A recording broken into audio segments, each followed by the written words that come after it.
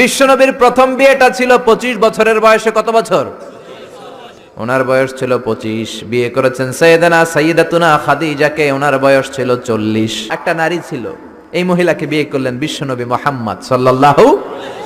তখন বিশ্বনবী তাগড়া যুবক, 25 বছর বয়স। কেমন যুবক? যিনি মক্কার সবচেয়ে বড় কুস্তিগিরকে ডান হাতে তুলে মাটির মধ্যে 3টা আছাড় মেরেছেন। বিশ্বনবী বলতেন, আমার হাতে 40 জন জান্নাতি লোকের শক্তি দিয়েছে কে?